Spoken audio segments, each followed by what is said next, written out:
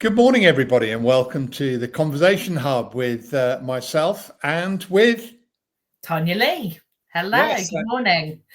and so it's a very simple process today. We're going to look a little bit at a favourite topic of mine, which is accountability over responsibility. Some people say versus. I prefer over. So, without ado, was there anything you wanted to add, Tan, before we kick off?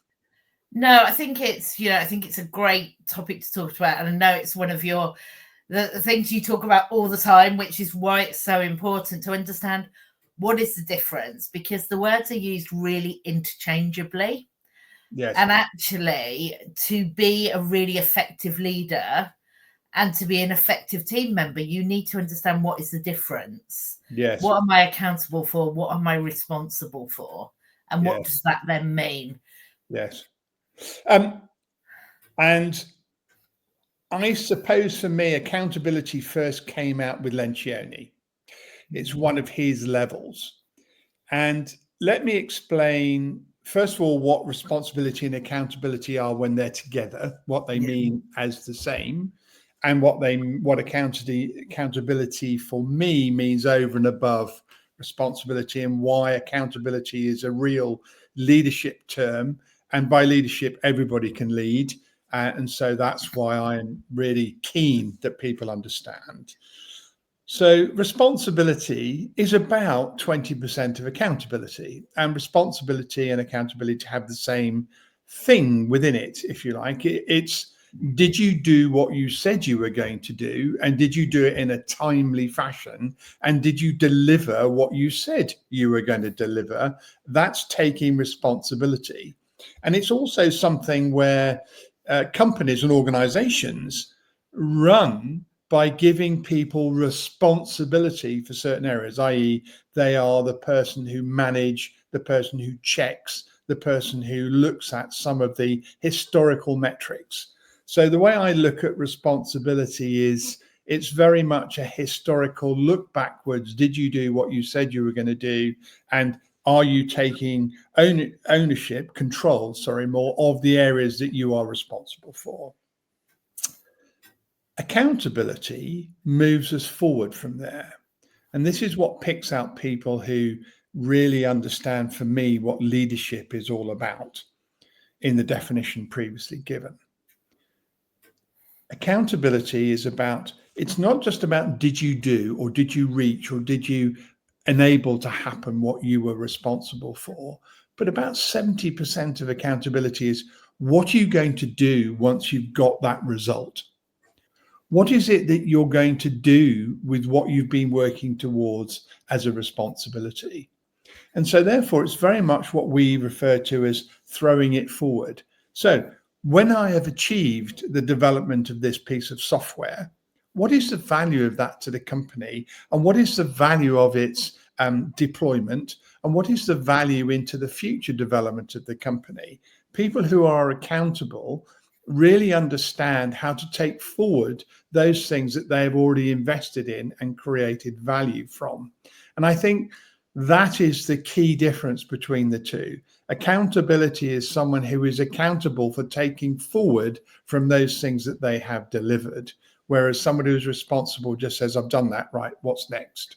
And that is the major difference for me. Yeah, no, absolutely. In my very simplistic terms, thanks for sharing it. Responsibility is the duty to perform a task, and accountability is the ownership of that outcome. So that pushing it forward. So that is in my head how I describe it.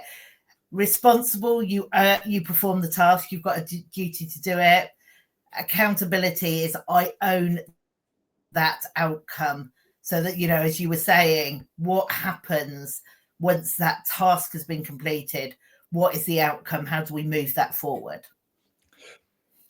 And ownership is a great word to use here, I think. Thanks for feeding that in, because it's a bit like ownership of a house. Yeah. Ownership of a house doesn't end because it's still standing when you return to it.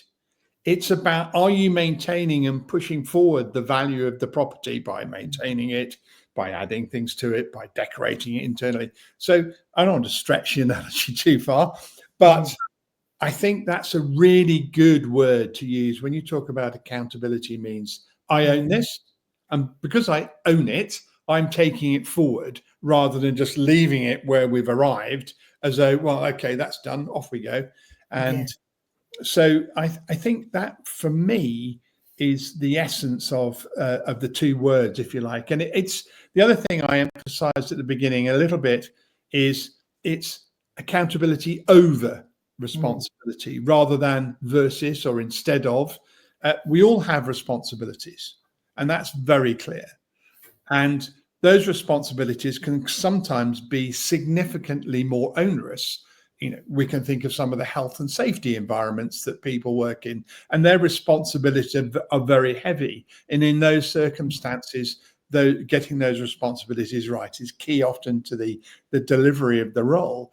But even health and safety people will tell you, actually, it's being accountable for the procedures that you're doing and how they affect the future and what they're doing for the future that is most important at the end of the day. Yeah, absolutely. And I think, for me, and I'd love to your thought on this, is responsibility. You can share those tasks. So responsibility is shareable. So a project team could have a load of tasks that they are responsible for and they share them. But ultimately, the project manager has ownership and is accountable for delivering that result. And I don't think that accountability can be shared, because then it becomes diluted. Again, that's a fantastic way of looking at the differences.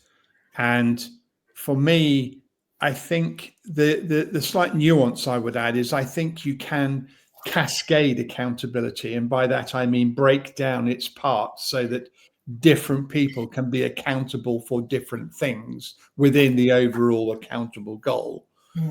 But you're right. At the end of the day, what it makes clear is you have an ownership hierarchy within any project, within any product, within any service. And effectively, what that means is accountability flows up. And let's not get into that analogy about stuff that flows down in an organization.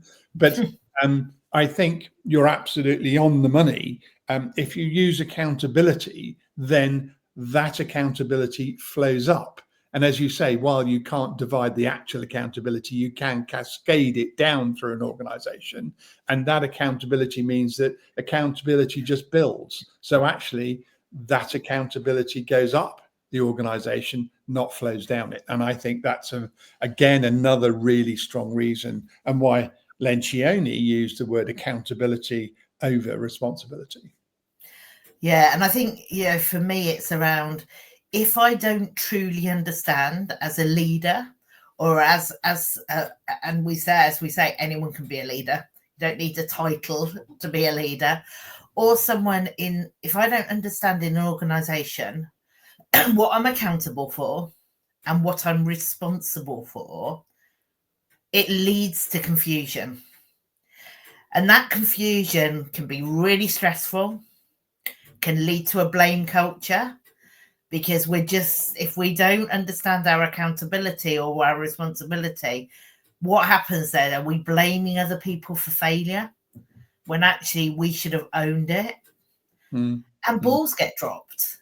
So actually, within organizations, if we're not really clear about who is accountable for what and who is responsible and how they report what they've done, the task, the duty to do the task, there's a lot of confusion. And we see that a lot in as you know, in leadership teams. Yeah.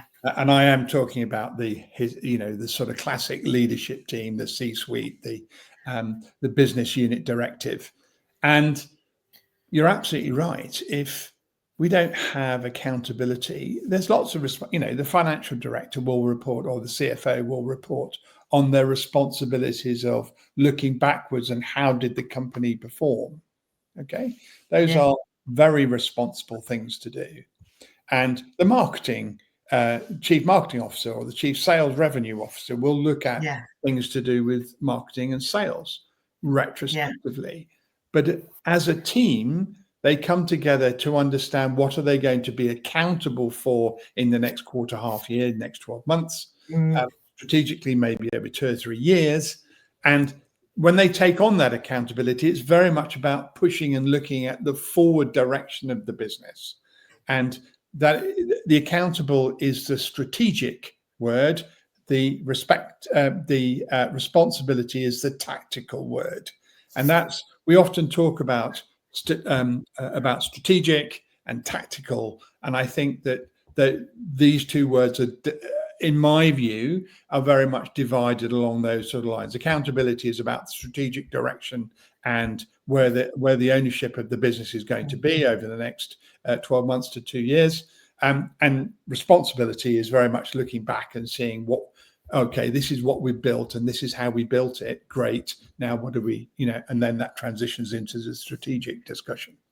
Yeah, absolutely. And if we looked at a roadmap, that vision, that mission is our account. That's what we own. That's what we're accountable for. And actually that roadmap on how we get there is the tasks that we have shared responsibility for or responsibility for.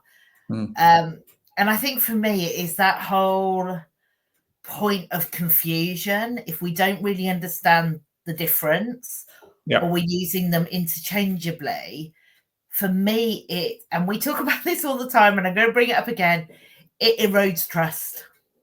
Yes. It erodes trust because we talked earlier, there's confusion. If I'm confused about what I'm doing, I've naturally we don't trust the process. Yes. We probably don't trust the person because there's a blame game potentially because nobody is taking accountability or responsibility. And it helps us collaborate more effectively if we trust and we understand what we're accountable for and what we're responsible for. Which, of course, as we always talk about, is high performance, reaching your potential. If we have all those things in place and we have a real understanding of where we're going, it's going to result in better performance, higher performing teams. Yes. We talked a little bit pre this session. I'm sure people are not surprised that we have a little bit of a discussion before we get into these. And I talked about authenticity. And you said, oh, that's interesting. How would you bring that into accountability? Yeah. And I think you've just done it without me having to do anything else. We talk about authenticity and vulnerability, right? Yeah. And when you're accountable, it gives you the opportunity to be vulnerable and say, look, I don't think this is going well. Rather than keep on, we've always known about the RAG system, red, amber, green, and people say, oh, it's green, green, green, green, green, right up to the last day, and all of a sudden the project goes red. And if you're accountable, what you say early is, I'm accountable for this and I'm in trouble. And it allows you to be authentic, and it allows you to say, look, I'm being what we call intimate with you. I'm being authentic. I'm being vulnerable. I'm telling you. And the whole point is that when we get to accountability and as this is, go back to Lencioni, so it's a nice circle, if you like, is you're a team. If you've signed up to something, what we were talking about 10 minutes ago, if you've signed up to something as a team on the strat plan, it was a team sign up. And it is therefore all of you are accountable for delivering it. It's not suddenly the financial officer's problem or the marketing officer's problem, or if they need help and they've asked you and been vulnerable and they've been all authentic about their accountable problem, then everybody can move forward together to help you reach it. If everybody's saying, oh, that's not my responsibility, nothing to do with me, all of a sudden the team breaks down. You don't have high performing team. You might have a working group, but that's not the same thing. And all these things tie together, and it is hard. It needs constant effort. true leadership is about making constant effort to make things accountable over responsibility, to making things authentic, making sure that people feel vulnerable. And again, we get into the psychological safety. You mentioned it of, are you collaborating? Are you actually challenging? And then also at any one time, are you learning? Are you vulnerable for inclusion? All those sort of things come into this discussion. And what makes great leadership teams great are these things, not whether they institute the best AI program or the best lean Kanban program or whatever it is they're doing. Yeah. Yeah. And, you know, that psychological safety is huge in any organization, that, you know, rewarded vulnerability, so that you are vulnerable and you are not ridiculed or mocked for being vulnerable. You actually get an output and are rewarded for that vulnerability. And I always remember, as a leader at the beginning of my leadership journey, I felt I always needed to be right. I always had to have the answers. And it's something I've always worked with my team to say, actually, to say I don't understand or to say that doesn't make sense to me is a strength, not a weakness. But actually understanding that and the reward that you get from that is so important, because we know things happen when people take accountability as control. It is not control. Accountability is not control. Accountability is around sharing responsibility, but being accountable at the end. It's not about the complete control of everything that goes on. And I think that's one of the common pitfalls we get with people who say, I'm accountable, I own this, and I am the only person doing it. Yes. And you remind me again, the thing about accountability is it is you're accountable, so therefore you're responsible, which we've talked about in terms of differentiating the two. But you're accountable looking forward for what you're not going to be able to do, or where you have weakness going into the future. And that is not measured by responsibility.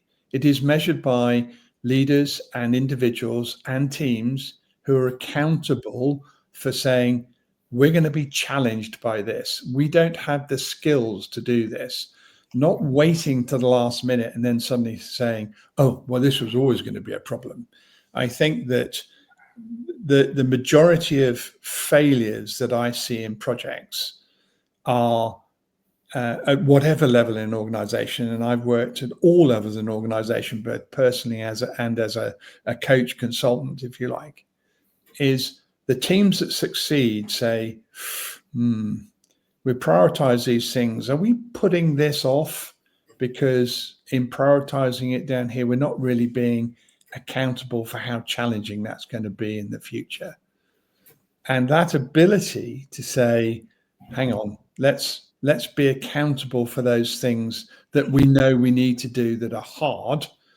You don't necessarily have to do them immediately, but let's not pretend that they're easy. I think, or that we know how to achieve them. I think this is sort of the most important part of ensuring that you have a high performing team is not playing the game. It's actually being part and heavily inclusive in what is the future for what's going to roll out. And that again is where we come back to the future and the ownership and being accountable is all of those things. And if people use the term, but I'm responsible for that, I always get a bit nervous that they're only looking at the conclusion of getting something done, not at the value of the conclusion when it's reached. And that is something that I think about a lot. Yeah, and it's a really interesting one because it goes back to what we were talking about earlier as well. Sometimes people in a accountability role, particularly if you're in senior leadership or you have a team, any leadership, or in the formal sense of I've got a team, if you own and control accountability, how disempowering is that for your team? Because to me, that is all around, we should be empowering our team to move forward. Actually, if I own it, but I own it in a controlled way, in that I'm the only person doing it, I would devolve any accountability from the team, and they only have responsibility. So I'm task driven, not outcome driven. Yeah, that's you take me back to my agile days, and what is a team's ownership? And again, this is what's driven part of my thinking, and where I've reached is that the team owns whatever other members of the team committed to. It's not, ownership is not an individual thing, and you and I have just discussed this, and is it different across accountability and so, well, can you cascade it, as you talked about earlier? At the end of the day, if a team agrees an accountable deliverable, an accountable future, then they're all responsible for it, even if they're not contributing individually to that thing to be delivered. So you might have a team that are working on a software product, and they've got an architect, and it's the architect's job to map out the architecture that's going to both that the software is going to sit on and be best delivered by. Now, everybody is accountable for that design. It's not, there's the fact that there's a subject matter expert in the room or someone who's skilled that's delivering it doesn't mean that you don't have ownership and therefore accountable for making it delivered. And to give you an example of that, so someone says, I've written the code, but it's not my job to sort out the architecture. Well, I'm sorry, it is your job to be part of the team. And being part of the team means that you are, as a group, accountable, and as a group, you own those things that the team have delivered to or have said they'll deliver. Now, the interesting part of that is it puts the onus when you are discussing these things earlier on. Did you speak up? Did you challenge things that you felt were non-deliverable? Did you collaborate on things so that everybody understood what was deliverable? And when you start to put these ideas and you take real examples and you put them in front of teams on things that they've previously done, it really does remove the blinkers from the eyes. It really does focus people's minds into, oh, yeah, we didn't take ownership and we weren't accountable for that, were we? Because 6 of the 7 of us did this, but the 7th person was left to flounder and we just blamed them. And many people, sadly, I've seen dismissed from companies or removed or demoted because they have been lumped with the responsibility of failure rather than the whole team being accountable for what didn't happen. And it is a whole team issue, and it's what makes teams work. If they're not accountable together, how do you work together? And it's fascinating. If you look at teams, if you go back to earlier stages of line production in manufacturing and so forth, it was the teams that worked together that got the most done, not the individuals who were putting nuts on the wheel or fixing the brace or putting tires on or putting the seats into the cars. It was a team that worked together that delivered the best product. Yeah. I think for me, it's still that blurring of responsibility and accountability. One person is accountable ultimately. Yes. There will be responsibility within that team, and part of that is that collaboration and knowing who it is. I think by sometimes blurring accountability, we get everybody is responsible, but no one is accountable. Mm-hmm. You can absolutely be responsible and accountable for a task within that, but the ultimate accountability is for the outcome at the end, the big outcome. Because I've seen situations where everybody is responsible, but no one is accountable. And that tends to fail because we're like, as you say, we probably work in silos of responsibility. Yes. And we don't have one person that's accountable. You know, Yes. it's like going back to that beginning, project manager Yes. is accountable for the outcome at the end. Everybody is responsible for doing a task and may be accountable for one outcome, but the overall outcome is probably the responsibility of one person. Yeah. You now remind me of some work I did with Nissan and Renault. Yeah. And I was in Japan taking Agile back to Japan, which, believe me, was an interesting life experience. I can't believe too many people have done that. And I remember talking to the guys at Nissan, and they said, everybody has a responsibility to stop the line if there's a problem. Yeah. So anybody can stop the whole line, but the person accountable for that is the shift supervisor or the shift manager. And so they all know that it can be done, but it's not done on a whim. Yeah. And equally, it's not done when it's really important, because they all eventually, as you say, one person is accountable, but they all feed their responsibility into that accountability. And the person who's accountable knows that they have a target to hit. They have a certain number of cars or vans to get off the end of the production line. So it was another one of life's, in the early 2000s, one of life's lessons for me was that, you can have responsibility, but at the end of the day, the accountability sits with somebody. And while that might cascade up a bit, at the end of the day, the person accountable is the person who has to look at and understand and solve the problem so it doesn't come up again. They might solve it through others, of course. That's not, they have to do it all themselves. But very interesting. For me, it was fascinating. Yeah, and I think that to me gives that empowerment or autonomy of making a decision. That's, that is not the control of accountability. That is really someone going, do you know what, you've got the autonomy. I'm empowering you to stop it if something happens.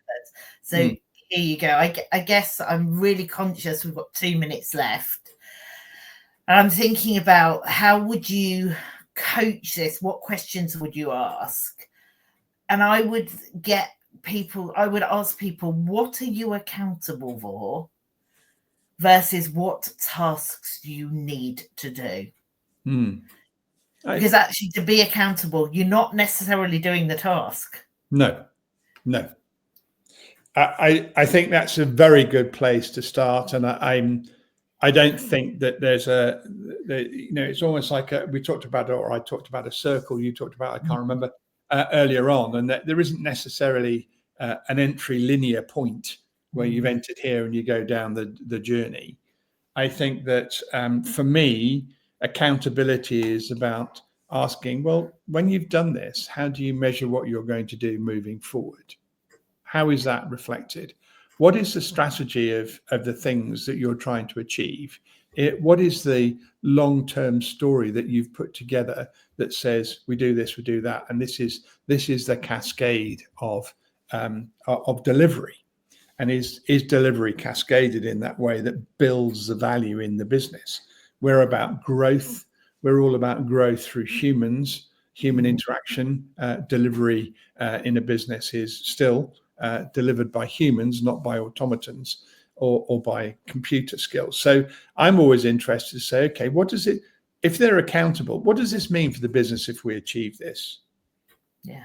And I'm interested in that answer, because what is, do you as a team share the delivery of these things? That's another, for me, has always been a good question. How do you take ownership of the things you said you're going to deliver? And if a team starts saying, well, that's her responsibility and that's his responsibility, I start to really get a vibe that they're actually not a team. They're a working group. And if I have teams who turn to me and say, well, we're all accountable together. If we don't get this done, it's no good us pointing at Jim and saying he didn't put the nuts on the wheel if the engine drops out. The really important thing is they're all accountable for getting a car off the production line. And what that means is they can sell it. What that means is they make money, and what that means is they reinvest and they develop their product. So I'm very much of the view that accountability is about asking them what it means for them in the future as much as what it means to tick the box today. Okay, I'm conscious we've got to the end. Thank you, Michael. I just want to end with my thoughts on accountability and responsibility. So to me, accountability is transformational and responsibility is tactical. I hope you've enjoyed today, and if you want further discussions or there is something that you think I'd love this in the conversation hub, please contact us. Go on to cultureworksconsortium.com, send us a message, or go on to LinkedIn and contact either Michael or myself to talk about what do you want to hear next. Have a great week. Indeed. And a goodbye from me, and don't forget our YouTube channel.